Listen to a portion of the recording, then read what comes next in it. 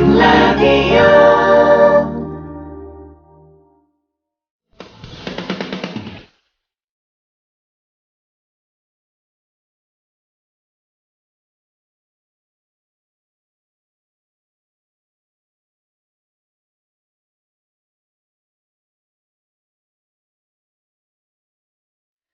어디 가서 경제 이야기하면서 저 김광수 경제소프트 애청자입니다 라고 강하게 얘기하면 그 말 한마디로 모든 게 다 정리됐으면 참 좋겠습니다. 근데 저희가 하는 내용 정말 듣다 보면은요, 김광수의 경제소프트만 들으면 경제 문제는 해결되겠구나 라는 생각 들지 않으세요? 왠지 우리로 하여금 그런 생각을 하게 만드는, 세뇌시키는 분입니다. 김광수 소장님 나오셨습니다. 안녕하십니까? 네, 안녕하세요. 예.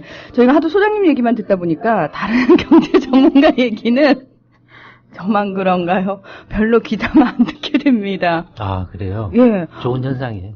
아, 그런가요? 불안해하지 않아도 됩니까?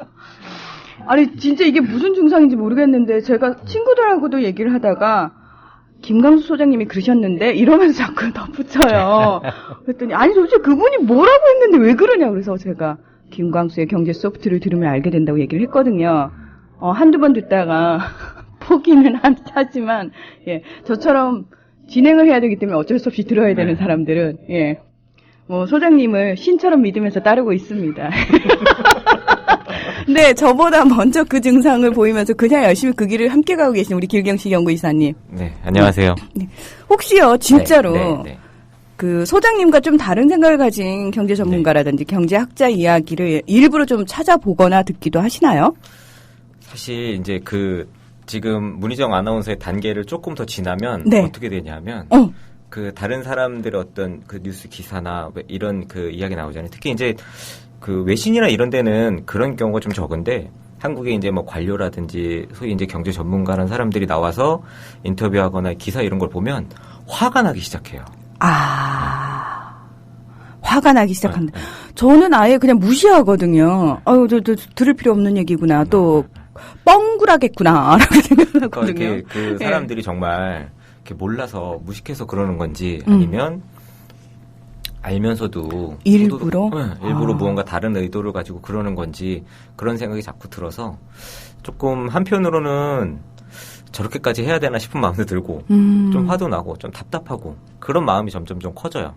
왠지 저 단계는 안 가고 싶은데 자연스럽게 가게 돼요. 얘기 듣다 보니까 그렇게 스트레스 안 받고 싶은데 예, 알겠습니다. 우리 모두 길경식 연구이사의 단계를 가기 위해서 이런 증상을 호소하시는 분들이 종종 있어요. 종종 있으신 거죠. 모두가 그러신 건 아직은 아니죠. 꽤 있어요. 알겠습니다. 어쨌든 저희는 한 배를 탔고요. 앞으로 갈 수밖에 없습니다. 안녕하세요. 아나운서 문희정입니다. 경제 어려우시죠? 저도 경제 프로그램을 진행하고 있지만 솔직히 이해하기 쉽지 않습니다. 그래도 전 믿는 게 하나 있습니다. 바로 김광수 경제연구소 경제시평인데요. 어려운 경제 문제의 본질을 알 수 있고요. 잘못된 경제 뉴스들을 가려보는 힘도 생긴답니다. 이미 많은 분들이 경제시평으로 경제를 보는 눈을 높이고 있다고 하는데요. 경제시평, 내 가족과 재산을 지키기 위해서 꼭 봐야겠죠? 대한민국 경제 전문가 김광수 소장님의 대국민 경제교과서. 지금 검색창에 김광수 경제연구소를 검색해보세요. 글 쓰는 사람 유시민입니다. 1959년생 돼지띠 남자로서 55년을 살았습니다. 제가 겪었던 그 55년의 현대사를 책으로 엮어보았는데요. 냉정한 역사 연구자로서가 아니라 끝없이 번민하면서 그 시대를 살았던 당사자로서 우리 세대가 껴안고 몸부림쳤던 현대사를 정리해보았습니다.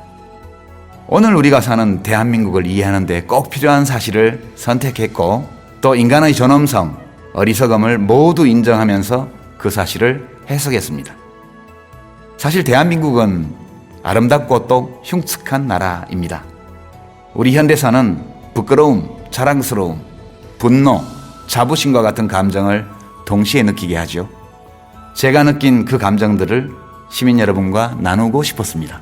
더 훌륭한 세상을 만드는 힘은 공감하는 능력에서 나온다. 더 나은 미래의 희망은 역사 속에 있다. 저는 그렇게 믿습니다. 그런 점에서 역사는 곧 미래입니다. 나의 한국 현대사 1959년부터 2014년 55년의 기록 도서출판 돌베개에서 펴냈습니다. 회식 후에 고고 안전하게 고고 집에 갈 땐 고고 회식 후에 안전하게 집에 갈 땐 고고 대리운전 말로 거는 대리운전 고고 대리운전 1636 누르고 고고 대리운전. 네네 고고 대리운전입니다. 이젠 누르지 말고 말로 걸자고요. 말로 거는 대리운전 고고 대리운전. 엄마 손아돼지는 안 돼요. 말하는 전화 문의는 1636 누르고 말하는 전화라고 말해주세요. 고고 대리운전 수익금의 일부는 국민TV에 후원됩니다. 더위와 밤샘 공부에 우리 아이가 하루 종일 피곤한가 봐요. 집에서 잘 때라도 편안하게 푹 잤으면 하는데. 이제 우리 아이방을 자연 휴양림으로 만들어주세요. 피톤치드 캡슐 톡톡. 강력한 천연 항균은 기본. 피톤치드의 향기로움을 더해 기억력과 집중력을 향상시킵니다. 베개에 톡톡, 이불에 톡톡. 피톤치드와 함께 편안한 잠자리 톡톡. 검색창에 네이처 아이를 검색해보세요. 전국 약국에서도 판매 중입니다. 아참, 수익금의 일부는 국민TV에 후원됩니다. 참고하세요. 사는 게 아니에요. 하루하루가 지옥이고 못 지켜줘서 너무 미안하고 뱃속에다 10달을 가지고 있다 낳은 내 새끼라고요. 어떻게 내 새끼를 데려갈 수 있냐고요. 안전한 세상을 만드는데 너와 내가 따로 없습니다. 그 작은 노력, 바로 세월호 특별법 제정입니다. 겹겹이 가려진 세월호 사건의 진실, 그 환부가 드러나야 수술할 수 있습니다. 수사권이 부여된 세월호 특별법이어야만 합니다. 지금 사인.세월호 416.org에 접속하셔서 서명해 주시기 바랍니다.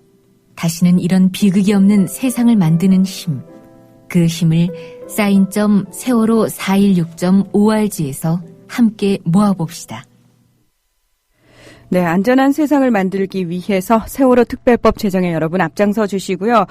우리 김강수 소장님과 길영식 연구이사도 안전한 세상 만들기에 동참하기 위해서 이순신 프로젝트를 추진하는 거 아니겠습니까? 네, 맞습니다.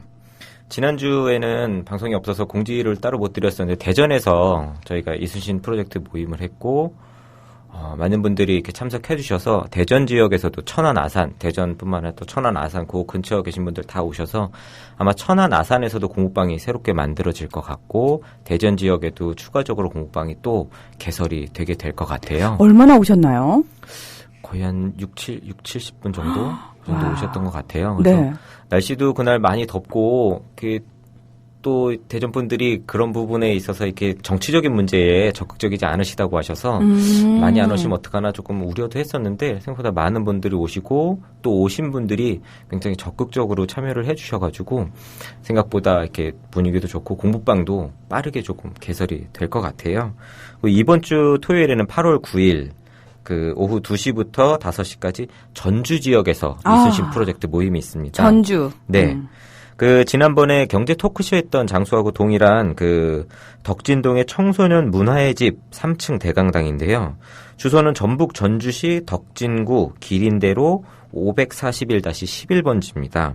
그래서 여기 청소년 문화의 집 찾아오시기는 어렵지 않으실 것 같아요. 그래서 이쪽에서 2시부터 5시까지 진행을 하니까 전주나 혹은 전주 인근에 계신 분들은 한번 이렇게 시간 내셔서 참석해 보시고 그 이순신 프로젝트가 정확히 무엇인지 그리고 어떻게 하면 우리나라를 조금 더 잘 살기 좋은 나라, 안전한 나라로 만들어갈 수 있을지 같이 좀 행동하고 이렇게 무언가 바꾸기 시작하는 그런 시간을 같이 가지면 좋을 것 같습니다. 네. 돈이 돈다님께서요, 질문을 올려주셨는데요. 20여 년 전 5,000원인 신주 발행 액면 가격이 현재도 여전히 5,000원이어야 하는 이유가 궁금합니다. 세월이 지난 만큼 올라야 하는 건 아닌지라는 질문을 올려주셨네요. 느닷없이 그런 또 진의 말씀을 하시니까 뭐라고 말씀드려야 될지. 네. 그냥 5,000원은 5,000원이, 뭐, 5,000원. 그만큼 그 주식 발행한 기업의 가치가 안 올랐다는 얘기겠죠. 와, 그럴 수도 있군요. 그 정도로 안 올라, 20여 년 전에. 20년 동안 안 올랐다라는 건. 네. 안 망한 것만 해도 다행이라고 생각해요. 그 정도로. 지금 굉장히 당황하셨을 것 같아요. 예. 저도 지금 굉장히 놀랍네요. 20여 년 동안 가격이 안 올랐다는 것 자체가. 예. 네. 굉장히 많이 망했죠, 그동안에. 그 살아있다는 것 자체가 어떤 의미에서 20년을 유지했다는 것 자체가 기적일 수 있겠네요. 우리나라 경제 상황에서는. 예. 왜냐면 그 20년 안에 생각해보니까 IMF 외환위기가 있었고요. 그리고 또 2007년, 2008년에 또 세계적으로 어떤 경제 위기가 있지 않았습니까? 그 20년 안에 다 있었네요.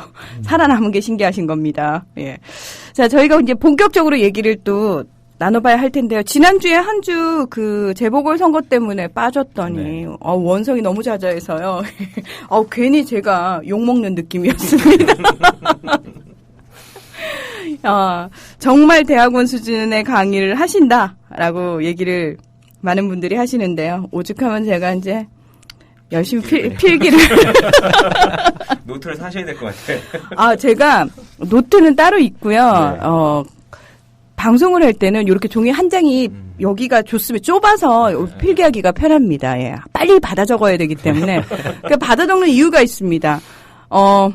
받아 적지 않으면은 소장님이 던지는 질문에 꿀먹은 벙어리처럼 말을 못 합니다. 그리고 제가 기억력하면 어디서 뒤지지 않았는데 한순간 기억력이 훅 갔어요.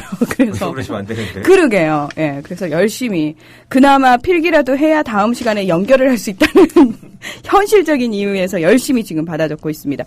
저희가 그 마지막으로 7월 23일 날 이야기를 하면서 외생 성장 모델에 대한 이야기를 했습니다. 그래서 헤롯 도마 모델과 솔로 스완 모델에 대한 이야기를 하면서 그럼 다음 시간에는 솔로 스완 모델과 피케티에 대한 이야기를 해보겠다. 이렇게 마무리를 지었거든요. 네.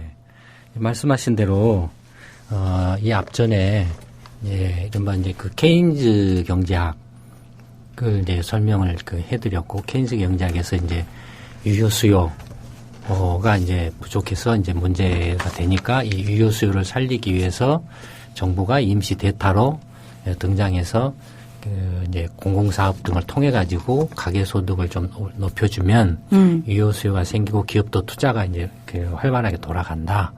이런 이제 말씀을 드렸었는데 네. 거기에 대해서 이제 피구라는 경제학자가 정부가 개입을 안 해도 시장 스스로 경제 그 위기에서 벗어날 수 있다라고 이렇게 주장을 이렇게 했다라고 말씀드렸죠. 그래서 그 이제 실질 잔고 효과라고 이렇게 말씀을 드렸었죠. 네. 그런가 하면은 이제 그 소비하고 관련해서, 그러니까 케인즈 경우에는 이제 절대 소비 가설을 이제 주장한 반면에, 프리드만이라는 경제학자는 이제 이른바 이제 항상 소득 가설 또는 영구 소득 가설, 소비 가설을 이제 주장을 했다라고 그랬죠. 항상 소비 가설. 네. 예. 사실 이 두 사람의 차이가 굉장히 큽니다. 절대 소비 가설은, 그러니까 정부가 이제 임시 대타로 들어온다는 건 단기적인 게 개입을 말하죠. 네.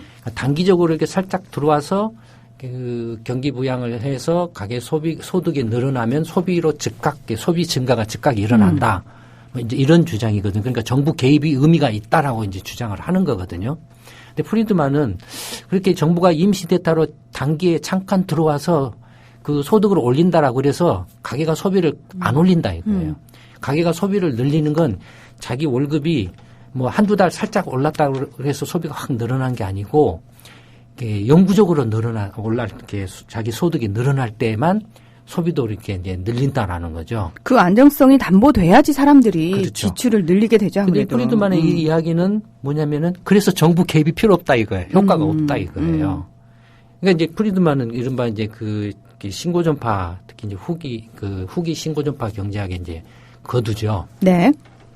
그러니까 시장 개입이 필요 없다. 그러니까 케인스 경우에는 이제 시장이 실패했을 때 예를 들면서 이제 그 장기적으로 시장이 안정적으로 이렇게 수렴하지 않고 자연 성장률 말씀드렸지 않습니까? 네. 전기 신고 전파 경우에 자연 성장률, 뭐 자연 실업률, 자연 이자율 뭐 이렇게 쭉 말씀드렸잖아요. 네. 그러니까 장기적으로는 그런 다 자연적인 그 시장에서 결정되는 자연적인 수준에 다 수렴을 하는데 이제 실제로 보니까 공황이 일어나고 위기가 발생하고 그래서 이렇게 안정적으로 이렇게 장기적으로 수렴하지 않더라 이거예요. 그래서 그런 경우에는 정부가 임시 대타로 단기적으로 살짝 개입해서 그 경기를 띄우면 다시 이제 회복할 수 있다라는 게 이제 케인스의 주장이었는데 거기에 이제 대해서 이제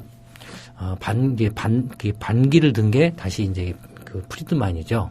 그러니까 이게 그 소비 이야기지만 소비가 그 소득 증가가 소비를 어떻게 촉진시키느냐에 관한 이야기인 것처럼 보이지만 사실은 그 이면에는 정부 개입을 해야 된다 할 필요 없다라는 이야기라는 거예요. 그 이면에는 이제 그 말씀을 드렸고 이제 케인스가 이렇게 캠브리지 학파의 이제 거두죠. 네네. 그 밑에 이제 똘마니들이 이렇게 나와서 그 이제 경제 성장론에 대한 이제 이야기를 이렇게 하죠. 그러니까 정부가 개입을 하면 경제 성장이 조금 이렇게 그 효과가 있다라는 거니까 그러면 안정적이고 지속적인 좀 그 성장을 하기 위해서는 어떻게 해야 되느냐라고 해서 이제 헤롯과 도마라는 사람, 이 두 사람들 캠브리지 학파 이제 사람들이죠. 두 사람들이 나와서 그 저축률을 늘려서 그 저축률이 늘리면은 이제 그 자본 축적이 늘어나고 자본 투자가 늘어나고 그것이 경제 성장을 이제 이렇게 장기적으로 지속적으로 안정적인 성장을 이렇게 유도를 한다. 그러니 정부가 개입을 하는 게 경제 성장을 이렇게 안정적으로 이렇게 유지하는데 효과가 있다라고 이렇게 주장을 하는 거예요. 그러니까 시장 스스로는 안정적인 성장을 이렇게 보장할 수 없다 이거예요. 이미 대공황 때에서 본 것처럼 이런 주장을 했는데. 그러니까 일견 이 주장은 이제 그 헤롯과 도마라는 이제 사람 경제학자가 이제 주장한 그 내용은 일견 뭐 그럴 듯하죠. 저축을 늘리면은 일단 그 투자를 할 수 있는데 그 당시는 어떤 상황이냐면 그 정말로 그 굉장히 많은 그 혁신들이 일어나는 상황이었습니다. 그 슈페터 이야기를 한번 해드렸지 않습니까? 네네. 그래서 칼라 TV라든지 뭐 자동차란 물론 그 전에도 생겼지만 계속 새로운 자동차들이 나오고 굉장히 많은 혁신들이 계속 끊임없이 그 진행되던 그런 시기거든요. 그러니까 그때는 그 투자 돈이 이렇게 어떻게 보면 부족했어요. 투자할 때는 많은데 어떻게 보면은 그래서 저축이 중요하다라고 생각을 한 거예요. 저축을 늘리면은 경제 성장을 안정적으로 유지할 수 있다라는. 저축은 누구의 어느 영역의 이야기죠? 가계 영역 이야기죠. 네. 투자는 기업의 영역이죠. 예. 네. 그러니까 달라요. 그러니까 초창기 처음에 워밍업할 때 저축과 투자는 항상 같다라고 이렇게 말씀을 드렸죠. 네.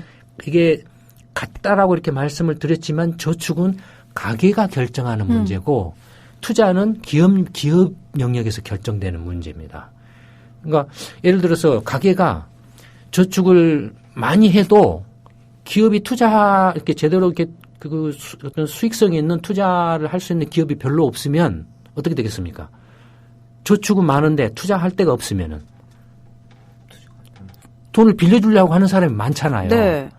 돈을 빌려다 쓰려고 하는 사람은 적고 네네. 그럼 어떻겠습니까? 이자율이 떨어지죠. 그렇죠. 반대로 돈을 저축은 적은데 그러니까 돈을 빌려주려고 하는 사람은 적은데 투자를 하려고 하는 기업들은 많아요. 그러면 어떻게 되겠습니까? 이자가 굉장히 올라가죠. 네, 이자가 올라가죠. 그렇게 해서 이제 조정이 돼서 최종적으로는 반드시 저축과 투자가 같을 수밖에 없어요. 최종적으로는.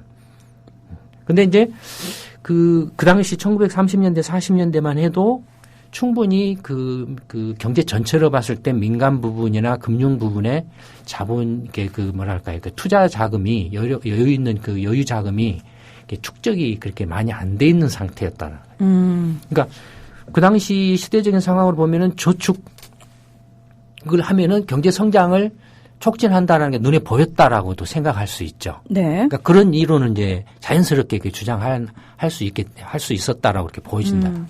근데 이제 1950년대로 이렇게 딱 들어오면 이제 이른바 이제 후기 신고 전파가 시작됩니다. 이 후기 신고 전파는 이제 말씀드린 것처럼 불확실성을 이제 전제로 깔고 있죠. 그러니까 불확실성을 전제로 깔고 있다라고 이렇게 말씀드렸는데 불확실성을 해소하는 데 있어서 중요한 건 뭡니까? 정보라 그랬죠. 네. 네. 그래서 이제 그 후기 신고 전파부터는 이제 그 불확실성 말하자면 정보가 경제 내는 그 가격이라든지 모든 의사 결정에 있어서 굉장히 중요한 이제 역할을 하는 그런 이렇게 틀로 바뀝니다. 근데 이 이제 1950년을 전후로 해서 이제 후기 신고 전파가 이렇게 이제 등장하면서 대표적으로 이제 아까 말씀드린 프리드만이라든지 그다음에 이제 이 경제 성장과 관련해서는 이 솔로우하고 이 스완이라는 사람들 그 후에 이제 줄줄이 나옵니다. 근데 이 그 솔로우하고 스완은 이제 이른바 그 후기 신고 전파 학자들이죠. 이 사람들은 이제 앞에 그 헤롯 도마가 주장했던 것처럼 그 자본 투자가 경제 성장을 이렇게 촉진한다라고 이렇게 주장한 것에 비해서 그 솔로 스완이라는 경제학자는 자본뿐만이 아니라 노동도 경제 성장을 촉진한다라고 이렇게 이제 본 거죠. 두 개를 다. 근데 이제 이 사람이 더 이제 그 추가한 게 있습니다. 그러면 경제 성장을 자본하고 노동으로 분해를 딱 시켜봤어요. 네. 예를 들어서 경제 성장률이 5%다라고 하면은 자본 그 투자가 몇 퍼센트 경제 성장률을 끌어올리고 노동의 능력의 증가는 얼마를 또 경제 성장률을 끌어올렸느냐 말하자면 각각의 경제 성장률이 얼마만큼 기여했느냐 이걸 이제 이렇게 통계적으로 이렇게 실제 분석을 해봤어요, 이 사람이. 분석을 해보니까 되게 한 3분의 2 정도가 자본이 기여를 하고 3분의 1 정도가 노동이 경제 성장률에 기여를 한 것 같다라고 이렇게 나온 거예요. 근데 경제 성장률을 놓고서 이제 자본과 노동으로 이렇게 설명을 이렇게 분해를 해가지고 이렇게 통계 분석을 해서 통계적으로 실증 분석을 해서 설명을 해봤는데 이게 전체 경제 성장률의 한 20% 정도밖에 설명을 못 해요. 그 20% 안에서 자본이 한 3분의 2 정도, 노동이 한 3분의 1 정도를 기여를 하더라라는 거예요. 그럼 나머지 80%는 자본도 아니고 노동도 아니고 도대체 그게 뭐냐 이게. 이 사람이 이제 말하는 건 알기 쉽게 말하면 기술이더라 이거죠. 그건 이제 총요소 생산성이라고 불렀습니다.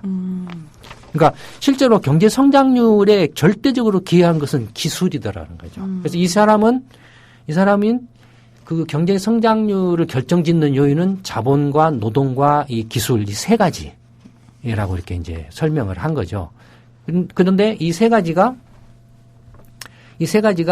이른바 이제 그 신고전파 그 경우에는 시장에 의해서 모든 것이 결정되기 때문에 항상 장기적으로는 어떻다고 그랬죠? 자연 성장률에 수렴한다고 그랬죠? 네. 모든 가격들이 뭐 주식이 됐든 부동산이 됐든 아니면 임금이 됐든 뭐 모든 것들이 이렇게 시장에 의해서 결정되는 자연스러운 상태로 다 안정적으로 수렴한다고 그랬죠? 네.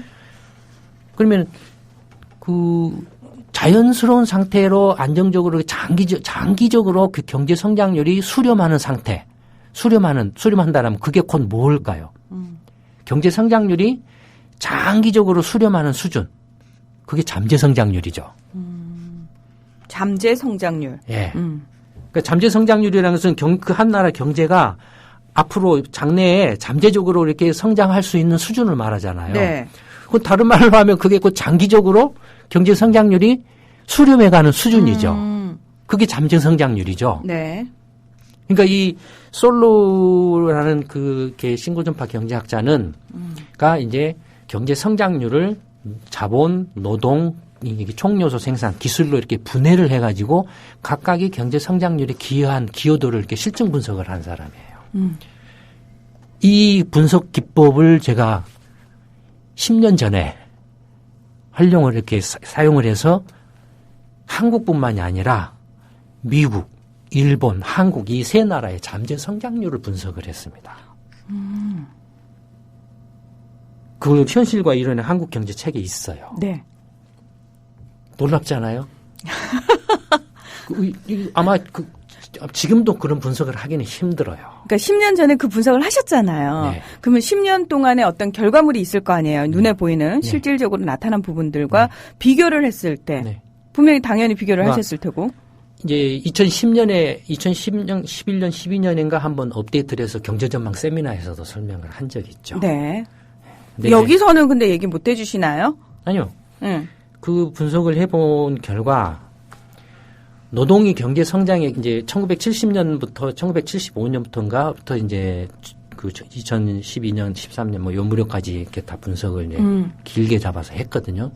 했는데 아시는 것처럼 1970년대, 80년대 전반은 노동 집약적인 경제 성장 시기고, 80년대부터 이제 2000년 그 직전까지는 자본 집약적인 성장을 하는 시기고, 2000년 이후에는 기술 집약적인 성장을 하는 시기인데, 실제로 분석을 하면 거의 그런 비슷하게 나옵니다. 다만 이제 70년대, 80년대, 뭐 90년대에 이르기까지, 70년대는 예를 들어서 이제 뭐 무조건 하고 이렇게 차관 빌려다가 공장 세우고, 그다음에 뭐라 그럴까요? 그 공장 세우고 하게 했고 했기 때문에 절대적인 수치 면에서는 자본이 기여도가 높죠. 그러나 노동도 경제 성장의 2-3% 성장률을 끌어올리는 역할을 했다 이거예요. 근데 이제 80년대, 90년대 들어오면서 이제 한국의 경우에는 자본의 성격이 변합니다. 80년대 전반까지만 해도 이른바 경공업 중심의 공장이 없었기 때문에 공장을 막 세웠단 말이에요. 그러니까 정말로 그 자본재 투자를 했어요. 그 다음에 70년대 후반, 80년대 전반에는 뭘 했냐면 중화학공업 육성한다고 그래서 어마어마하게 중화학공업 투자를 했어요. 네. 그러니까 자본 투자가 이제 이른바 기업의 설비 투자의 중심의 자본 투자였죠. 근데 80년대 후반, 90년대 들어와서는 기업의 설비 투자뿐만이 아니라 새로운 형태의 자본이 이제 경제 성장을 주도를 하죠. 그게 뭐죠? 건설 투자입니다. 부동산 투자예요.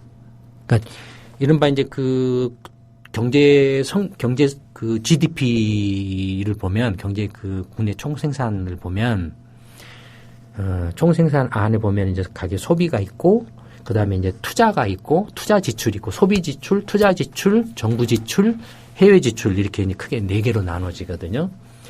투자 지출에는 건설 투자 지출이 있고 기업 설비 투자 지출이 있고 재고 투자 지출이 있습니다. 이 3가지가 있어요. 그러면은 70년대, 80년대 전반에는 기업 설비 투자 지출이 경제 성장을 끌었다 이겁니다. 그렇죠. 근데 80년대 후반과 이제 90년대 들어와서는 부동산 투기붐, 건설 투자, 주택 투자 붐이 일어났잖아요. 200만 호 건설 사업을 했잖아요. 네. 그러니까 이 건설 투자가 경제 성장을 끌었다 이겁니다. 그러니까 놀랍게도 벌써 한국 경제가 80년대 후반, 90년대 들어오면서 그 이전에 그 기업 설비 투자 위주의 성장 동력을 잃기 시작하고 있었다. 잃기 시작하고 있었고 90년대 들어와서는 이게 이제 이런 민주화가 시작되면서부터 90년대 들어와서는 이제 예전에도 말씀드렸죠.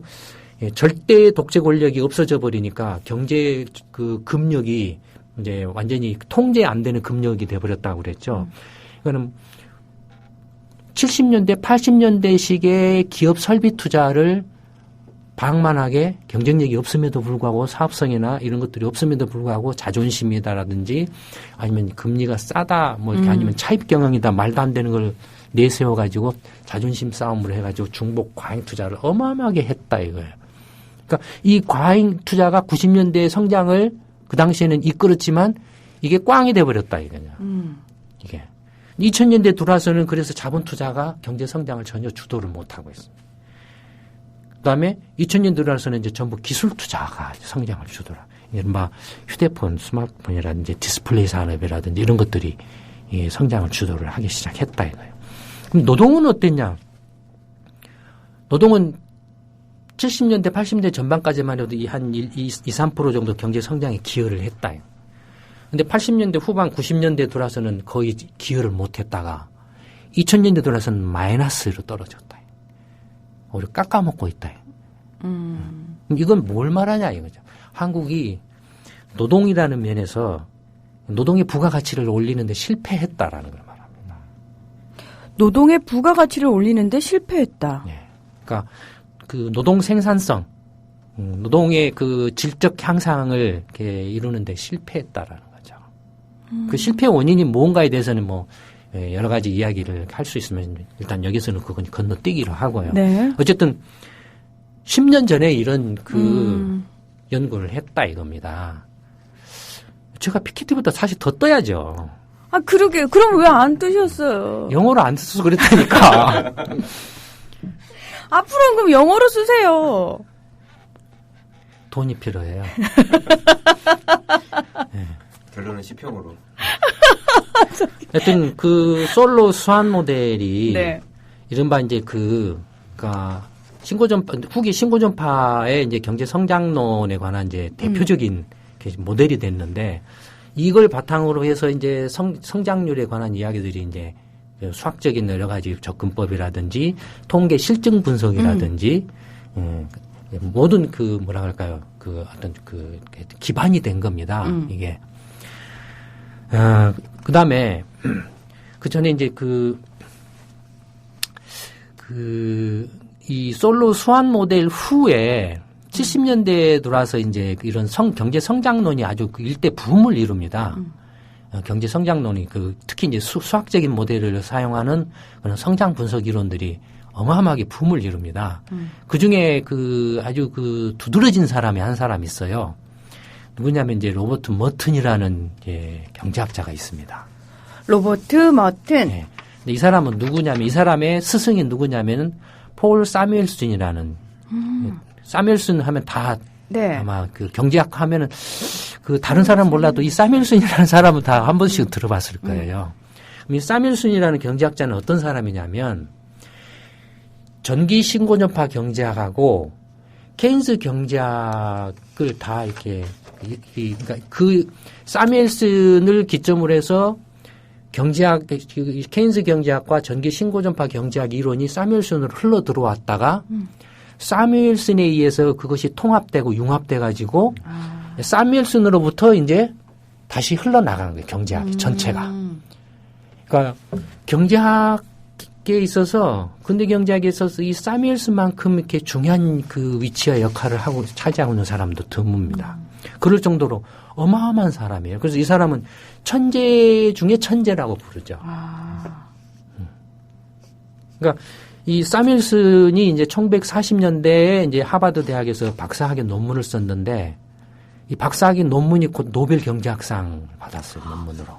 근데 이 박사학위 논문이 미적분이라든지 그 당시에는 상상하기 힘든 열역학 방정식이라는 걸 써가지고 수학적인 분석 기법으로 전기 신고전파나 케인스 경제학을 융합시켜서 다 설명을 해낸 사람입니다.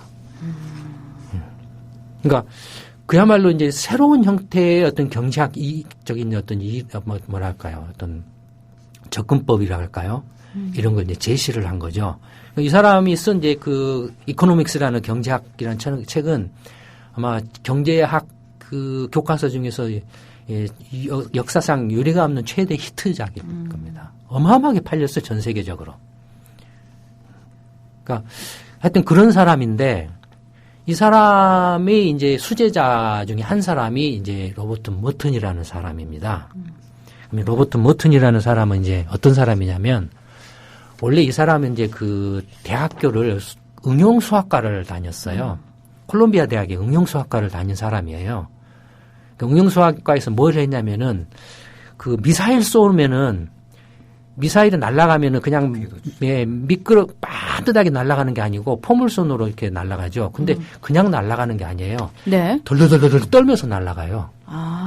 미사일이 그냥 안 날아가요. 왜냐면 날아가는 순간마다 매 시점마다 기압이나 바람이나 온도나 이런 것에서 궤도가 막 변해요. 영향을 받겠군요. 네, 변해요. 그러니까 그걸 계속 통제를 해야 돼요. 그래서 목표에 가서 딱 도달할 수 있도록. 네. 예. 그런 그것을 이제 하는 응용 수학을 이렇게 대학교 때 콜롬비아 대학에서 공부를 합니다. 근데 이 사람이 대학교 3학년 때 뿅 가는 교수를 만났어요. 그 수업 시간에 들어가가지고 네. 이게 어마어마하게 중요한 얘기입니다. 왜 한국에서 노벨 그 상을 수상을 못하냐 하는 아주 중요한 이야기 단서입니다. 이게 뿅 갔어요 이 사람이. 그러니까 그 수학 응용 그 교수가 딱 들어와서 그 수업을 해주는데 너무 와서 꽂혀버린 거예요. 그 사람한테 머튼이라는 그 사람한테 꽂힌 거예요. 한국에서 노벨상을 못 받는 이유가 대학에서 학생들한테 꽂히는 수업을 못 한다라는 거예요. 그럼 못 받는 겁니다. 꽂히는 수업을 못 한다라는 건 뭘 말합니까? 뭘 말하나요? 미국이나 유럽의 그 선진국의 정말로 최고급 수준의 학문적인 수준에 도달하지 못했다라는 거죠. 못했다라는 거죠. 그러니까 가서 학위 받고 못하고 해가지고 와서 여기서 내 밥그릇하고 챙기고 못하고 그냥 되는 소리인지 안 되는 소리 엉터리인지 모르는지 그냥 막 엉뚱한 소리 하고 그러니까 학생들은 수업 시간에 들어가서 보면은 태반이 저게 예전에 제가 말씀드렸죠. 저게 내가 머리가 나빠서 이해를 못하나 가르치는 선생이 그 엉터리에서 이렇게 모르나 의심이 갈 정도로 대부분이 근데 후자죠. 학생이 모르는 건 당연하죠. 네. 근데 학생이 수업을 들어도 계속 모르겠다라는 건 그건 가르치는데 심각한 문제가 있는 거죠. 가르치는 사람이 모르기 때문에 제대로 못 가르친 거죠. 어쨌든 이 사밀슨이라는 게 교수 이야기를 지금 하는 사밀슨하고 로버트 머튼의 이야기를 하는데 그러니까 머튼을 뿅 가게 한 교수가 이제 그 수학과 교수예요. 수학과 교수님. 네, 대학교 때. 네. 그리고 이 사람이 이제 그 로버트 머튼이라는 사람이 응용수학을 대학교 때 콜롬비아 대학에서 하고 그 다음에 이제 그 캘리포니아 공과대학 칼텍이라고 합니다. 캘리포니아 공과대학 이제 대학원 과정으로 갔어요. 거기서 이제 수학을 공부를 합니다. 그런데 수학을 공부를 하고 이 사람이 공부하면서 이제 경제학에 굉장히 관심을 가져요. 그러면서 경제학을 공부를 하려고 이제 그 대학원 입학 원서를 이제 냅니다. 여러 군데다가. 이제 그 대학원 과정에 이제 지도교수하고 상담도 하고 했겠죠.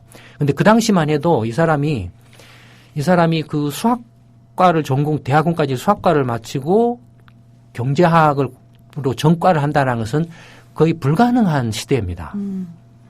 그리고 상상하기가 힘든 그런 시절이었어요. 근데 이 사람이 그때가 이게 한 거의 50년대 이때쯤 되죠. 50년대, 60년대 뭐 이 무렵 정도 됩니다. 근데 이 사람이 이제 경제학을 꼭 그렇게 하고 싶어가지고 여기저기 원서를 냈어요. 근데 아무 데서도 안 받아준 거예요. 경제학적 지식이 전혀 없다라고 그래가지고 웃기지 마라 해가지고 다 자른 거예요. 딱 한 군데 받아줬어요. 그게 MIT입니다. 우리가 흔히 MIT 공대로 알고 있는 그 MIT. 네. 그 MIT의 그 교수가 사뮤엘슨이었습니다. 와. 사뮤엘슨 교수가 이제 받아준 거예요. 받아주고 완전히 자기 이제 수제자로 키운 겁니다. 이 사람을. 조교시키면서 끼고서 그냥 옆구리에 끼고서 가르친 거예요. 그래서 이 사람이 이제 이런 데서 이제 이른바 후기 신고전파 경제학의 아주 핵심인 가격 이론을 이제 어떤 식으로 이렇게 만들어내냐면, continuous time process라는 게 있습니다. 이게 뭐냐면 동학 모델이거든요. 아까 말씀 연력학 방정식 같은 게 있잖아요. 그러니까 아주 고도의 고급 수학적인 이론 기반으로 해서 이제 이른바 가격 이론들을 이렇게 증명을 해내는 그런 것들을 합니다. 그래서 이 사람이 이른바 주식이든 채권이든 채권이든 하여튼 모든 투자 상품들의 가격 결정 이론들을 다 이렇게 증명을 해냅니다. 그리고 또 70년대 초에 이 사람이 지금 이제 파생 상품이라고 있는데 옵션 가격 있죠. 네. 선물 옵션 막 이런 거 있잖아요. 이 옵션 이론을 이 사람이 또 이 동학 모델로 이렇게 컨티뉴스 타임 프로세스 모델을 써가지고 예, 증명을 합니다. 그걸로 노벨 경제학상을 받습니다. 이 사람이. 제가 그걸 전공을 했어요.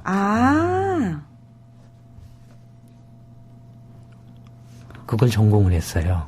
이 근데 머튼이라는 사람이 어떤 사람이냐면, 그러니까 이제 그러니까 이 사람이 그 모델을 가지고 이런 그 경제 성장 이론들도 다 이렇게 그 재해석을 해냈습니다. 증명을 다 해냈어요. 동학 모델로. 동학 모델로 이렇게 설명을 하면 약간씩 차이가 납니다. 기본 구조는 같지만 차이가 나고 그 다음에 너무 멋있어요. 어떤 사람들은 그게 그 현실 경제가 수학이냐라고 이렇게 하고 반발하는 사람도 있습니다. 근데 제가 말씀드렸죠. 방법론에 관한 이야기라고 그랬죠. 네. 어떻게 바라보느냐. 그다음에 그 논리를 학문은 논리거든요. 논리의 일관성과 객관성이 있어야 되거든요. 그러니까 그 논리적 일관성과 객관성을 입증을 하지 못하면 그건 이론으로 정립이 안 됩니다. 그냥 주장에 불과해요. 그걸 반드시 수학적인 모델을 써야만 하는 건 아닙니다. 그러나 수학적인 분석 기법을 사용하면은 논리적인 입증이 명쾌하죠. 거짓말을 할 수가 없잖아요. 말로서 하게 되면은 그게 논리적으로 맞는지 틀리는지를 입증하기가 힘들잖아요. 네. 경우에 따라서는 대부분의 경우는 목소리 큰 사람이 이겨요. 그래서 저는 경제학과가 문과인 이유를 모르겠다니까요, 솔직히. 그러니까 지금은 속혀졌어요. 지금은. 네. 그러니까 이 머튼을 계기로 해서, 네. 머튼이라는 사람을 계기로 해서 이제 그 이공계 뭐 기계공학이 됐든 무슨 이렇게 그 수학이 됐든 물리학이 됐든 이런 사람들도 다 받아주기 시작한 거예요. 이 사람을 계기로 해서. 이 사람이 그런 길을 열어놓은 거예요. 그러니까 미국의 웬만한 그 경제학과 뭐 석박사 과정들은 이제 다 열어놔 있어요. 우리나라는 어떤가요? 한국도 지금 그렇게 돼 있죠. 근데 그렇게 돼 있지만 그렇게 받아들여서 가르쳐 줄 만한 능력이 안 되죠. 아쉽네요. 늘 문제 지점은 거기군요. 네. 대학이군요. 예. 그러니까 이 모튼이 얼마나 천재냐 하면 그 이제 옵션 모델을 만들었어요. 네, 옵션 모델. 그래가지고 이 사람이 그 기질이 굉장히 좀 이렇게 뭐라 할까. 하여튼 이렇게 정말로 천재 타입이 딱 천재 타입이에요. 94년에 이 사람이 뭘 했냐면은 큰 사고를 하나 쳐요. 이 사람이 감옥에 갈 뻔해요. 왜요? 94년에 뭘 하냐면 이 사람이 헤지펀드를 만듭니다. 롱텀 캐피탈 매니지먼트라는 헤지펀드를 만들어요. 네. 1994년에. 네. 이게 뭐냐면 이 사람이 이제 옵션 모델을 이용해가지고 투자를 자기가 직접 하겠다라는 거예요. 이 사람이 옵션 가격 이론을 만든 창시자예요. 그러니까 옵션을 이용한 모든 투자 기법은 이 사람이 다 만들어냈기 때문에 이 사람한테서 다 옵션 이론을 다 배웠어요. 네. 월가 있는 사람들이. 네. 이 사람이 다 스승이에요. 그러니까 정말로 천재인 스승이 내가 직접 개발한 이론을 가지고 사업으로 돈 벌겠다고 하니 어떨 것 같습니까? 그 제자들이. 아유, 교수님, 제발 제 돈 좀 맡아주세요. 하고 줄을 설 거 아니에요. 왜냐면요, 이거 저희 학교 다닐 때 그런 얘기를 되게 많이 했잖아요. 아니, 왜 정작 경제학 교수님들이 부자는 아니야? 라고 저희가 의문을 제기했잖아요. 그 선상이라면 저는 머튼의 이 행동이 충분히 이해 가능한데요. 네. 하여튼 경제학자들 때 다 나름대로 주식 투자하고 뭐하고 다 합니다. 하세요? 네, 다 해요. 소장님은 안 하시지만. 네, 저는 직업상 어쩔 수 없이. 예. 근데 어쨌든 그 머튼이라는 사람이 94년에 그걸 만들어가지고 첫 해에 그 투자 수익률이 45%가 납니다. 두 번째 해도 40%가 나요. 세 번째 해도 막 40%가 나요. 그러니까 난리가 나버렸어요. 그 투자 수익률이 현실 가능한 거였나요? 기존과 비교해 이 사람이 이제 그 수학적인 그 투자 모델을 컴퓨터 프로그래밍 해가지고 그냥 이제 어마어마하게 눈먼 돈을 막 긁어 모은 거예요. 특히 이제 돈이 그 사람한테 싹 쏠리니까 네. 어마어마하게 돈이 몰릴 거 아니에요. 제발 네네. 돈 들고 와서 줄 설 거 아니에요. 그렇죠. 그러니까 이 사람이 거의 한참 때 이제 97년, 98년 이 무렵에는 절정에 달했죠. 절정에 달했는데 그때가 어느 때입니까? 97년, 98년. 외환위기 때죠. 네, 우리나라 외환위기 때인데요? 네, 한국뿐만이 아니라 일본도 금융기관 파산하고 아시아 쪽이 그때 굉장히 힘들었죠. 난리 나고 예. 중국뿐만 아니라 뭐 브라질, 뭐 멕시코, 뭐 아르헨티나, 그다음에 러시아도 막 파산 선언하고 막 이렇게 돈 채권 이렇게 발행한 거 못 갚겠다 지불 유예 선언하고 막 이렇게 모라토리엄 선언하고 그럴 때예요. 근데 이 사람이 돈이 어마어마하게 크니까 그 어마어마한 돈을 굴릴 수 있는 데는 이제 외환 투자예요. 그렇죠. 환유. 근데 어디다 걸었냐면은 루브라에 확 걸었어요. 이머징 마켓 펀드라고 그래서.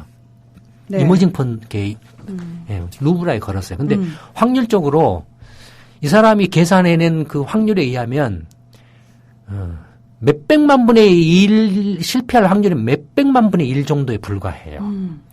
근데 안타깝게도 그 몇백만 분의 1이 발생을 해버린 거예요. 러시아가 파산을 해버린 거예요. 그래가지고 그 피해 규모가 1조 달러에 달했습니다, 당시. 피해 규모가 1조 달러면은 잠깐 저희가 이해를 좀 할 수 있게. 당시에. 예, 그 당시. 그러니까 그때 그 그린스펀이라는 사람이 FRB 의장을 하고 있었거든요. 네.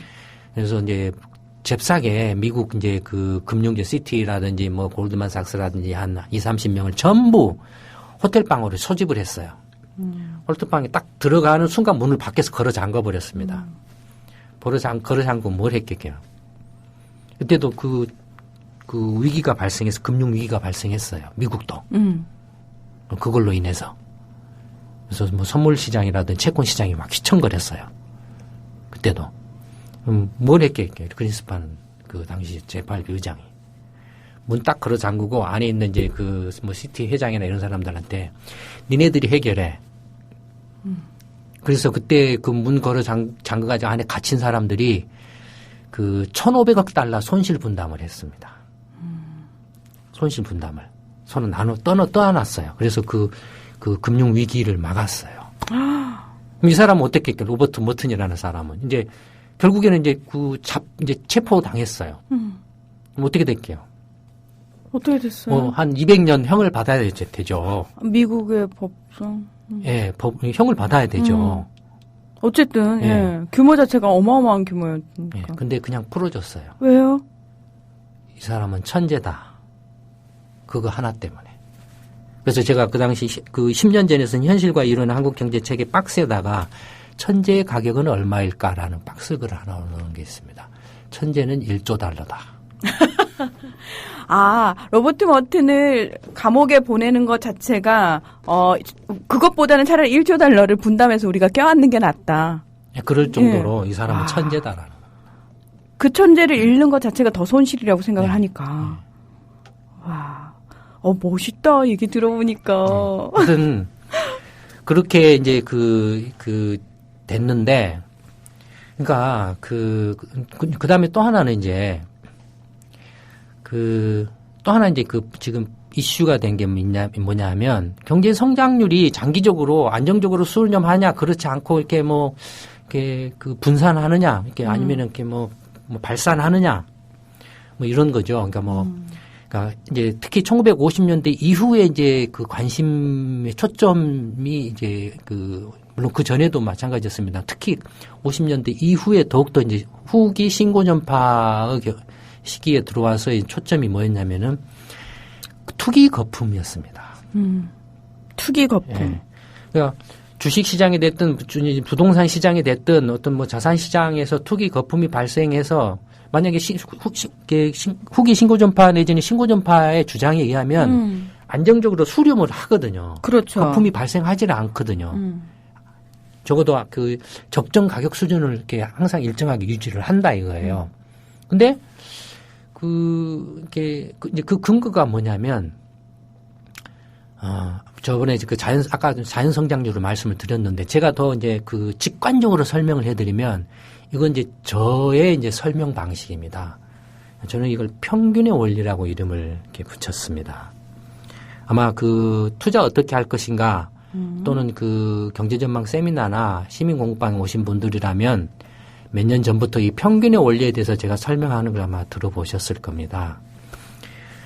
처음 말씀드릴 때 기업들이 여러 개 있는데 기업을 하나로 다 합치면 그것이 곧 경제라고 그랬죠. 네. 그러면 그 기업이 발행한 주식의 그 가격은 곧 뭡니까 그것이 주식 투자 수익률은 그게 경제 성장률하고 같겠죠. 네. 길게 보면은. 그렇죠. 합치면 기업이고 기업이 모든 자금을 주식을 발행해서 조달했다라고 하면 주식 투자 수익률은 곧 경제 성장률하고 같아지겠죠. 그다음에 채권은 또 뭔가요? 채권도 역시 기업이 발행한 거지만 채권의 만기가 길면 길어질수록 그것은 곧 주식 가격하고 같아집니다. 채권 만기가 뭐 1년짜리, 5년짜리, 10년짜리, 30년짜리, 뭐 50년짜리 이렇게 가면 예를 들어서 이제 채권 가격을 매년 투자 어떻게 할 것인가에 제가 설명을 해드렸는데 여기서는 제가 다시 되풀이해서 설명을 안 하겠습니다. 다음에 기회가 되면 그럼 그 특강 때 참여를 하십시오. 채권은 기본적으로 장기적으로는 주식과 같습니다. 그러면은 모든 투자 상품들이 장기적으로는 전부 경제 성장률에 수렴합니다. 모든 투자 상품의 투자 수익률은 장기적으로 경제 성장률에 수렴을 해요. 그러니까 장기적으로 보면은 평균적으로 이렇게 어느 한 수치에 수렴을 해 온다는 거죠. 그게 이제 평균의 원리거든요. 그러니까 주식 투자를 30년 하고 뭐 부동산 투자를 30년 하고 뭐 채권 투자를 30년 하고 그다음에 뭐 경제 성장률 30년 동안 누적시켜서 이렇게 비교를 해 보면 거의 똑같다라는 거예요. 거의 똑같다라는 겁니다. 이게 이제 친고전파의 그 주장의 이제 그 근거입니다. 근데 실제로 분석을 해 보면 주식이라든지 특히 부동산의 경우에는 괴리가 발생합니다. 아주 크게 괴리가 발생합니다. 이른바 투기 거품이 발생한다라는 거죠. 그러니까 그 평균 원리가 잘 성립을 하지 않는다라는 겁니다. 이게 이제 이미 이런 평균의 원리에 관해서도 실증적으로 미국이라든지 한국에 대해서 제가 벌써 이렇게 2008년, 9년 이 무렵에부터 이렇게 그 경제 시평에서도 설명을 하고 있습니다. 이미.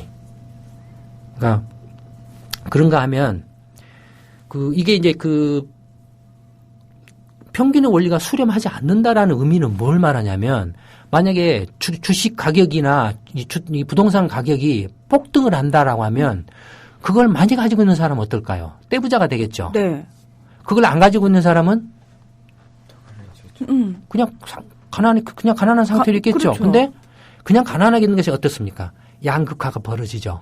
아, 그냥 뭐 수익이 안 났다의 수준이 아니라 맞아. 오히려 상대적으로. 네. 벌어지죠. 그러니까 그렇죠. 처음에 전기 신고전파에서 제가 상대 가격 결정이라고 그랬죠. 분배는. 그렇죠. 그러니까 시장이 투기에 휩쓸려 가지고 주식 가격이 투기 거품이 껴 가지고 폭등을 하거나 부동산 가격이 폭등을 하면 상대적으로 그 주식이나 부동산 등 자산을 소유하지 않는 사람, 예컨대 그냥 임금 소득자라든지 뭐 비정규직이라든지 소득이 낮은 그런 수입이 적은 사람들은 주식이나 부동산을 살 여력이 안 된 사람들의 경우에는 상대적으로 어떻게 됐습니까? 더 가난해지죠. 네. 그러니까 투기 거품이 일어날수록 어떻게 되겠습니까? 소득의 양극화 현상이 더 심해지겠죠. 심해지겠죠. 네. 그러니까 이게 평균의 원리가 이 소득의 양극화를 설명하는 틀입니다. 그러니까 피케티가 뭐 얘기한 게 아니라 이미 다 이야기를 했어요. 네네. 이제 피케티 이야기로 들어오면 뭐 이제 오늘 다 마무리를 하기는 좀 힘들 것 같은데 피케티의 이야기를 조금 정리만을 좀 이렇게 해드리면 네. 피케티가 이제 실증 분석을 했다 이거예요. 이제 어떤 실증 분석을 했냐면 앞전에 이제 쿠즈네츠 말씀을 드렸었죠. 네, 쿠즈네츠. 네, 계량 경제학자인데 신고전파적인 입장에서 이렇게 결론을 냈다라고 이렇게 말씀을 드렸죠. 네. 네. 근데 이제 이 쿠즈네츠는 1915년부터 1940년대 말까지를 대상으로 해서 이제 실증 분석을 했다 이거예요. 근데 쿠즈네츠는 자기는 1800년대, 1870년부터 최근까지 한 120, 30년간에 걸쳐서 실증 분석을 했다 이거예요. 실증 분석을 했는데 실증 분석을 해봤더니 어떤 결과가 나왔냐면 상위 5% 내지 상위 10%의 소득과 하위 10%의 소득 격차가 어마어마하게 이렇게 벌어졌다. 그게 쿠즈네츠가 설명했던 것처럼 경제성장 초기 단계에서는 소득 격차가 확대되는 것처럼 보이다가도 이제 경제성장이 일정 단계 올라가면 오히려 줄어들더라. 그래서 이제 장기적으로 보면은 소득 격차가 줄어드니까 경제 성장률만을 안정적으로 유지를 하면 소득 양극화도 해소가 된다. 네. 이런 논리였다라는 거죠. 그렇죠. 근데 이제 피케티가 자기가 이제 실증 분석을 해 보니까 쿠즈네츠가 했던 실증 분석 기간이 짧았다 이거예요. 그 쿠즈네츠가 했던 그 기간 이후까지 자기가 이제 최근에 이르기까지 쭉 실증 분석을 해 봤더니 분명히 쿠즈네츠가 했던 기간 마지막에 1940년대에는 그 상위 10%와 하위 10% 간의 그 소득 그 격차가 줄어들었다 이거예요. 그러니까 상위 10%가 가지는 전체 소득에서 차지하는 비중이 한 45%를 가지고 있었는데 40년대 이제 미국 경제가 이렇게 좀 좋아지는 그런 때, 좋아졌던 그런 때를 보니까 35%로 줄었다 이거예요. 네. 그러니까 경제 성장을 하면 소득 격차가 줄어든 양극화가 줄어든다 해소된다 이런 이제 주장이었다. 근데 피케티가 자기가 실증 분석을 길게 잡고 해보니까 1900 이제 그 쿠즈네츠가 했던 기간 이후를 쭉 해보니까 쿠즈네츠가 마지막에 그 소득 격차가 줄어드는 시기, 그러니까 1950년, 40년대 후반, 50년대, 60년대, 70년대까지는 격차가 줄어드는 걸로 나타나더라고요. 근데 80년대부터 다시 격차가 이제 확대되기 시작해가지고, 1800년대 후반, 이른바 이제 신분제 사회랄까요? 이제 귀족 사회랄까요? 어떤 계급제 사회에서 이제 상속 재산이 이렇게, 세습을 하는, 재산 세습을 하는, 뭐 그런 때 못지않게 그보다 더 심한 양극화 현상이 벌어지고 있다 이거예요. 피케티가 자기가 이렇게 실증 분석을 해보니까. 네. 그래서, 이렇게 그 양극화 현상이 벌어지고 이렇게 있기 때문에 쿠즈네츠가 경제 성장을 안정적으로 유지를 하면 소득 양극화가 해소된다라고 주장하는 건 안 맞다라고 이제 반박을 한 거예요. 네. 자기 실증 분석 결과를 가지고. 그럼 이제 문제는 뭐죠? 그러면 왜 다시 1950년대, 60년대, 70년대는 소득 양극화가 줄어들었다가 다시 80년대부터 양극화 확대됐느냐에 대한 원인을 규명하는 게 중요하죠. 그 원인과 관련해서 이제 피케티는 뭐 여러 가지 걸 이야기를 합니다. 여러 가지 걸 이야기를 하고 그다음에 그 원인에 대한 대책들을 또 이제 이야기를 하거든요. 네. 근데 그 원인의 그 하나는 이른바 이제 그 자본가들이 이른바 평균의 원리라면은 경제 성장률에 똑같은 그 뭐 주식이 됐든 부동산이 됐든 뭐가 됐든 수익률이 경제 성장률과 똑같아진다고 그랬죠. 네. 그렇게 돼야 되는데 그게 이제 이른바 골든 룰이에요. 골든 룰. 네. 네.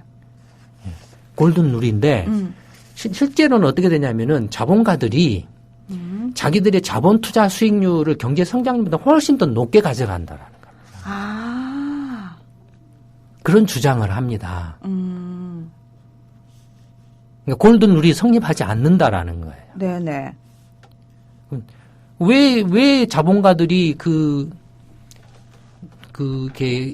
평균의 원리에 따르는 평균적인 수익률 이상, 경제 성장률 이상의 그 수익을 가져가느냐.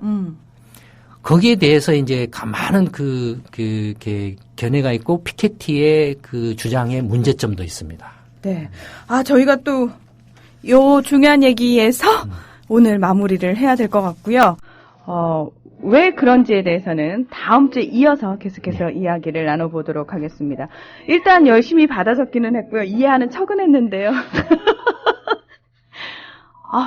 머리 아파. 예, 어렵습니다. 네, 김광수 사장님, 길경식 연구이사님, 오늘도요, 어렵지만 저희가 또 반드시 알아야 되는 귀한 얘기들 해주셔서 고맙습니다. 다음 주에 뵙겠습니다. 네, 감사합니다. 감사합니다.